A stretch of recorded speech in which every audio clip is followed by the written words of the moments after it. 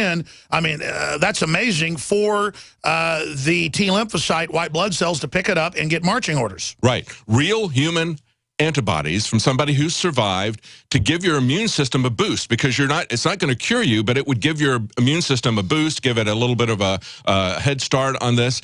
So that's the idea behind it. They've used it to treat diphtheria. They've used it to treat measles. They've used it to treat tetanus, a whole wide range of things. Even in the SARS outbreak, you had a Hong Kong scientist. But this is something they can't centralize like vitamins and minerals, so they're not going to let it be developed. Exactly. So what they're doing with ZMapp is they're essentially mimicking that, but using a patented, artificial, genetically modified, and a transgenic genetically modified process to do this. In other words, instead of injecting human antibodies, they give Ebola to a mouse, and when the mouse produces antibodies, they genetically modify those antibodies, and then they grow those antibodies in genetically modified tobacco plants, okay? Or they're now talking about growing it in animals, so they can mass produce it using the... Here's the problem, though, and even Forbes gets into it. The problem is that this thing's mutated 300 plus times in the last 6 months. With human blood, you can always get the latest and synthesize something out of that is catching the latest bad mutation. This won't work with Big Pharma. The turnaround with the mice and the tobacco is months. Right. Sorry, go ahead. But it's also... It underscores the fact that this truly is about making profits for them, because if it wasn't about just making profits for them, they could take human antibodies and they could try to reproduce those human antibodies in a plant. But instead, they start with a genetically modified mouse antibody. Why? Because they can patent that. They can't patent something that they took from somebody else. Right. Supreme Court's been striking down, which they already tried, saying they can own human DNA, so now they're doing the mouse. So they're going to take this very long approach. And here's the other thing that worries me about this, Alex. That's because the mice are patented, too. Yes. They have their special... Right. They want to mass produce this, make sure they've got all the licensing agreements set up for this. Oh, of course not. They're not worried about profits, right? This is just their tax write-off for the year. Well, clearly a talking point went out, David Knight, because I've seen, let me not exaggerate, I hardly even follow it, but I get Google alerts when the news... Probably 5 articles a day saying we're horrible for saying they want profits. And then maybe 6 or 7 other articles a day saying we're insane. I mean, people can say I'm bombastic, I'm sometimes a rabble rouser or whatever, and that's entertaining and folks like it. But I'm a real person. But I have all these other serious reporters here as well, as we try to get more serious and more focused, and they attack you guys even more because it is the credibility they don't like. If it wasn't about the money, why are they waiting for months to get this ramped up into production before they start introducing it to people when they could cheaply do it right now with a donor registry? They want to sell this, and I believe they want it to get larger. I believe that they want it to get beyond Africa. Oh, clearly. Africa doesn't have the money to pay for expensive treatments or for vaccines or whatever. They want it to get into the West. They can get the resources of Africa if this thing gets out of hand, but they want to get the West forced to take some kind of a vaccine that's going to make them a lot of money. But the bottom line is, why would they imitate something that they say is unproven? And we know that it's proven because they've used it for 125 years successfully, and it's just a treatment. It's like when they're vomiting and have massive loss of bodily fluids with diarrhea, they need to be rehydrated. They need to keep their electrolytes in balance. If you don't give that to somebody, they're going to die. And so they say, well, we don't really know if that's effective by itself because, of course, it was combined with this. Yeah, they're withholding treatment from people in Africa, claiming they're looking for a miracle drug. David, they don't like this. I want you to really do a big report on this, video and text, for Wednesday. And I want you to come in and co-host on Wednesday and really spend an hour on this. Maybe get some medical doctors on as well, because they're scared of us covering this. So we better stay on it. If they're trying to shut us up, we're not going to be intimidated by them. We're going to continue to focus in on things that are curing some people, like blood transfusions, that they don't want the public to know about. Thank you so much, David Knight. Thank you. One other point, we're going to come back and play this clip, David. They also, in this article out of International Business Times, demonize one of the biggest papers in Africa for having an epidemiologist and virologist, 2 different ones being interviewed, saying they believe it's been souped up in a bioweapon lab. And then that article that they even link to links back to the huge trials that they had in Europe, at the EU, and in South Africa, where they admitted a secret bioweapon program between Israel, the U.S., and South Africa, where they used South Africa to produce basically a vaccine that sterilizes African women by having them create an autoimmune response to sperm. Now, this all came out and was admitted. This is why you have African Nobel Prize winners and African presidents and African virologists coming out and saying, this looks like it's been souped up. The West has labs here. We think something's going on.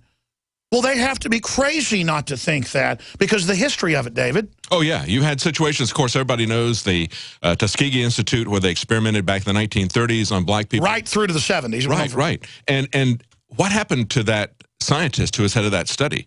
Well, they had a medical historian realize that after that Tuskegee study, they had a doctor who went down to Guatemala, and with the approval of the American government, did it there? And with the Guatemalan government, they did experiments on people down there without their full consent. The first story that I did, actually started even before I got here, was about the EPA doing medical experiments on people in North Carolina. With lethal gases. Exactly. What they had said were lethal levels. All right, we're going to come back. Thank you, David Knight.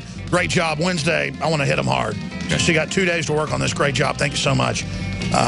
Yeah, we're drawing flack. We're over the target. When we come back, secret project created weaponized Ebola in South Africa. It's all confirmed. Oh, conspiracy theory. If you have candida overgrowth, just taking antifungal agents or starving yourself of sweets does not address the cause. Candida overgrowth is the result of a toxic, damaged, acidic, low oxygen, and inflamed tissue environment. The goal should be to remove the toxins, heal damaged tissues, restore healthy pH, eliminate inflammation, and feed beneficial bacteria. Previous usage of antibiotics or steroids or exposure to mercury or other toxins can damage many cells in the GI tract and body that make you prone to candida overgrowth. Removing toxins and healing tissues should be the goal. One World Whey is a whey protein food that supports detoxification, repair of tissues, and elimination of inflammation, healthy pH, and growth of beneficial bacteria. One World Whey is duly reformulated to be higher in protein and lower in carbohydrate. We believe One World Whey is an excellent food to support your efforts to create a healthy internal body environment. Call 888-988-3325 or visit oneworldwhey.com. That's oneworld.com.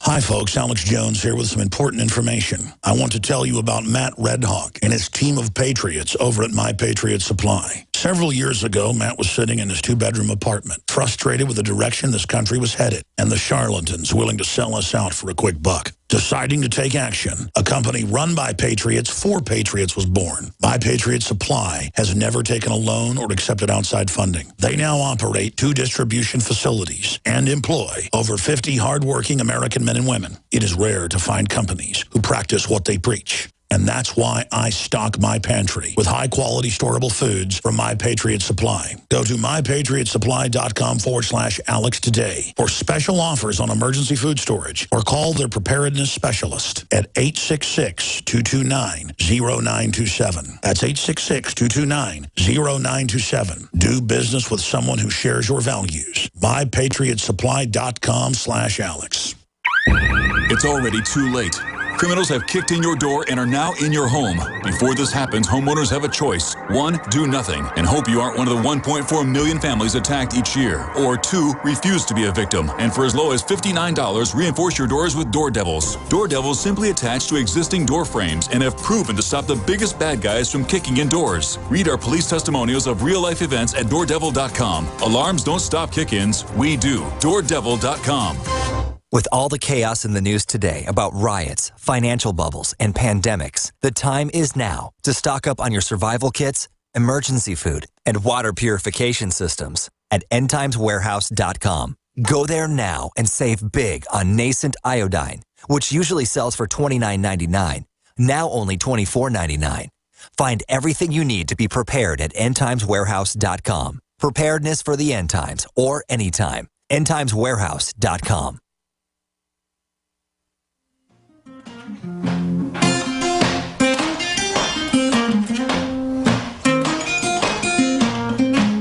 Don't want no shackles on me. Don't want no shackles. Don't want no shackles on me. Coming up, I'll give out the toll-free number and give you the latest on our push to get people to go on strike. The mainstream media won't report on it, but we're getting a lot of emails and intel. Folks are staying home to lobby Congress and the media to stop West African flights, to point out that borders do matter and do something. The White House deleted our petition to stop Ebola. That's up on Infowars.com. Claimed it violated terms of service, though it didn't. I mean, we know they don't follow the petitions, but they're bully pulpits, so that's why we use them. Kit Daniels wrote about that last night. I had him reposted to the top of Infowars.com. But the article in question is by Dan Taylor on Infowars.com. Excellent article. Secret project created weaponized Ebola in South Africa in the 1980s. And this clip is from BBC News. Just like we have PBS with the weaponized Ebola here going airborne from 1990. And, of course, all the top virologists are saying it appears that this strain is beginning to go airborne. And there is a top scientist, very famous, operating out of South Africa during the apartheid era, Dr. Wouter Basson, launched a secret bioweapons project called Project Coast. It's very famous for the informed, totally unknown to the unwashed sports fans out there. And the U.S., Israel, a bunch of others, Germany, they couldn't produce race-specific weapons in their countries. So they had South Africa do it. And because most Arabs do have African blood in them, they modified the one he was developing as a vaccine that would basically make the body attack sperm, a woman's body. And this is clearly already in use. But he was also producing weaponized Ebola. But how dare those Africans that are constantly being tortured, constantly being attacked, constantly being tested on first. But you won't hear that from Jesse Jackson. He'll just tell you how there's racist white people all day running around. No, the average white person is not running around racist, okay? They're a bunch of bleeding heart twits that'll turn their guns in if they're told to because they don't want to be called racist. But the people running it at the UN level, you better believe they want to kill black people. And they want to sterilize them. And all this stuff that gets tested on them gets ended up used on everybody. So let's go ahead and go to this clip. Here it is. He was a wonderful fellow, mad as a hatter. He used to rock up in South Africa having flown intercontinental flights with a trousers pocket full of goodies in sealed vials that he claimed were new and wonderful organisms and could do the most wonderful things on Earth. Larry Ford had mutated cholera, typhoid, anthrax, botulism, bubonic plague, and had also come up with germs that he called kaffir-killing germs. Kaffir, as you may know, in Afrikaans, is the equivalent of the N-word. So these were germs that were specifically engineered to kill only black people. In other words, an ethnic biological weapon. Had Project Coast really gone this far? From the beginning, this idea of can we find a way to control the size of the black population was considered one of the most important areas of research.